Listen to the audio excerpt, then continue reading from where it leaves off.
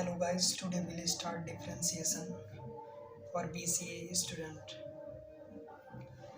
देखिए डिफरेंशिएशन हम लोग क्लास 12th में भी ये चैप्टर था तो वहाँ से हमने पढ़ी होंगी डिफरेंशिएशन, जिन्होंने भी पढ़ी हो। और जो भी BCA में नॉन मैथमेटिक्स बैकग्राउंड से हैं उनके लिए ये चैप्टर बहुत इम्पोर्टेंट है, बिकॉज डिफरेंशिएशन आगे भी हमारे यूज होने वाले हैं कैलकुलेशंस वगैरह में।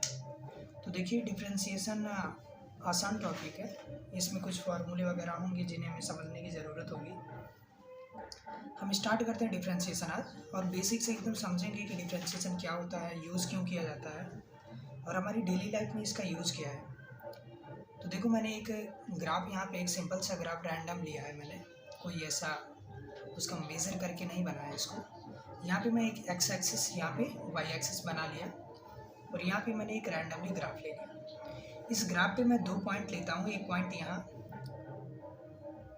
इसको अगर आप एक्स एक्सिस से मीट करोगे, यहाँ पे एक्स एक्सिस पे एक पॉइंट आएगा x1 और यहाँ पे एक पॉइंट आएगा x2। वाई एक्सिस पे सेम थिंग, ये हो जाएगा y1, ये हो जाएगा y2। ये जो स्लोप मिली है आपको, यही अपना क्या होता है डिफरेंशिएशन। जैसे डिफरेंशिएशन क्या बताता है, स्लोप बताती है। y में कितना चेंजेस हुआ, x में कितना चेंजेस हुआ, ठीक है। यहाँ पे देखिए स्लोप बराबर y2 minus y1 x2 minus x1। अगर मैं इसी को शॉर्ट में लिखूँ, y2 माइनस y1 को हम dy लिख देंगे, यानी कि चेंज इन y, और x2 माइनस x1 को हम क्या लिख देंगे, चेंज इन x, इसको dx लिख देंगे, राइट। अब यहाँ पे आप देखो, यहाँ पे dy बाई dx की जो वैल्यू होगी वो क्या होगी, 0 होगी। क्यों 0 होगी, क्योंकि यहाँ पे जो स्लोप बन रहा है ना वो 0 बन रहा है, ठीक है।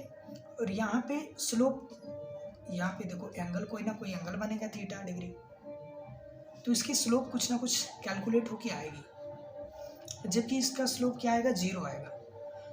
ये जो आप जैसे जैसे ग्राफ के ऊपर बढ़ते जाओगे, ये कौन सी डायरेक्शन है, पॉजिटिव, यानी कि dy बाई dx यहाँ पे क्या है, पॉजिटिव है, और यहाँ पे 0 है dy बाई dx। और जैसे आप ग्राफ के नीचे बढ़ोगे, यहाँ पे dy बाई dx की वैल्यू क्या हो जाएगी, यहाँ पे dy बाई dx नेगेटिव हो जाएगा, क्योंकि ग्राफ के आप नीचे बढ़ रहे हो, ठीक है। सेम जब आप यहाँ आओगे, यहाँ पे dy बाई dx की वैल्यू कितनी हो जाएगी, 0 हो जाएगी। जैसे जैसे आप ऊपर की ओर इंक्रीज करोगे, dy बाई dx पॉजिटिव है यहाँ पे फिर dy बाई dx क्या हो जाएगा, 0 हो जाएगा। क्यों, क्योंकि स्लोप 0 है। फिर नीचे आप नेगेटिव डायरेक्शन में बढ़ रहे हो, यहाँ पे dy बाई dx की वैल्यू नेगेटिव होगी। आई होप आपको ये चीज़ें समझ में आ रही होंगी। मैं सिंपल आपको समझाने की कोशिश कर रहा हूँ कि स्लोप क्या चीज़ होती है। स्लोप का मतलब होता है ढाल। जैसे मान लीजिए, इसका मैं आपको यूज बताता हूँ डिफरेंशिएशन का, कहाँ पे करते हो। एक माउंटेन है और इस माउंटेन की हमें स्लोप निकालनी है। माउंटेन की स्लोप कैसे निकालेंगे, ये चीज़ें, ये जो होती है ढाल, जो इनका होता है वही स्लोप होता है। इनके बीच की एंगल थीटा। किसी भी डिफरेंशिएशन में जो स्लोप होता है, जिसका स्लोप जितना ज़्यादा रहेगी उसकी डिफरेंशिएबिलिटी जो होती है वो उतना ही ज़्यादा रहता है, ठीक है। स्लोप जितना ज़्यादा रहेगा उसका डेरिवेटिव उतना ही ज़्यादा रहेगी, और जिसकी डेरिवेटिव ज़्यादा रहेगी उसका वाइस वर्सा स्लोप ज़्यादा होगा। तो आपको किसी भी माउंटेन की स्लोप निकालनी हो, वहाँ पे डिफरेंशिएशन का यूज़ किया जाता है कि कंटिन्यूअस कितनी रेट से इसकी जो हाइट है वो इंक्रीज़ कर रही है, तो वहाँ से हमें स्लोप निकल के आता है। जैसे मान लीजिए, और मैं आपका इसका यूज़ बताता हूँ, रियल लाइफ में इसका यूज़ कहाँ होता है डिफरेंशिएशन का। एक आपने पौधा लगाया और वो पौधा 1 महीने में कितना ग्रो किया, वो एक पौधे का ग्रो होना एक कंटिन्यूअस प्रोसेस है ना। पौधे का ग्रो होना एक क्या है, कॉन्टिन्यूअस प्रोसेस है, वो बढ़ता जाएगा दिन के दिन।